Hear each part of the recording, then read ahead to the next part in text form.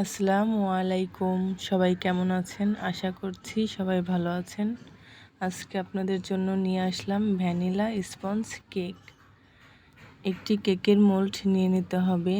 কেকের মোল্ডে একটু তেল ব্রাশ করে দিয়ে দিতে হবে। তারপর একটা বেকিং পেপার বিছিয়ে দিতে হবে।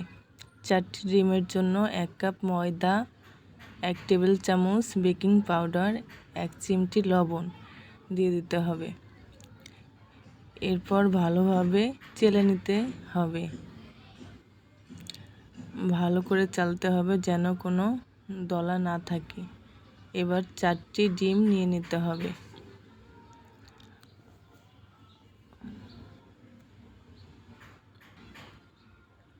চারটি ডিম দেওয়ার পরে ভালোভাবে বিট করতে হবে।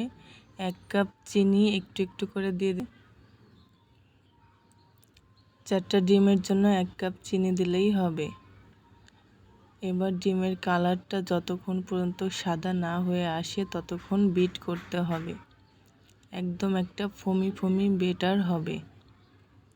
এই দেখুন, এখন অনেকটাই সাদা হয়ে গিয়েছে। এই তো হয়ে গিয়েছে, একদম ঘন একটা ক্রিম হবে। এখন 1 টেবিল চামচ ভ্যানিলা এসেন্স, 3 টেবিল চামচ তেল দিয়ে দিতে হবে। এখন আবার ভালো করে বিট করে নিতে হবে 30 সেকেন্ডের মতো। এখন বেশি বিট করা যাবে না, তাহলে ডিমের ফোমটা নষ্ট হয়ে যাবে। এই তো হয়ে গিয়েছে। এখন অল্প অল্প করে সেই চেলে নেওয়া ময়দাগুলো একটু একটু করে দিয়ে দিতে হবে। আলতো হাতে মিশিয়ে নিতে হবে।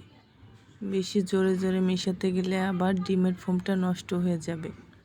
এটা খুবই আলতো করে মেশানো লাগবে।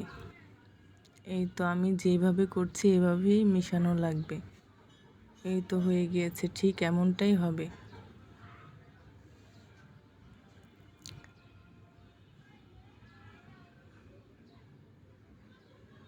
এই তো এখন সেই কেকের মোল্ডে ঢেলে নেব।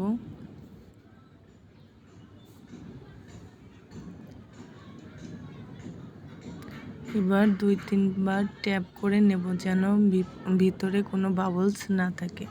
দেখুন মাশাআল্লাহ কত সুন্দর হয়েছে।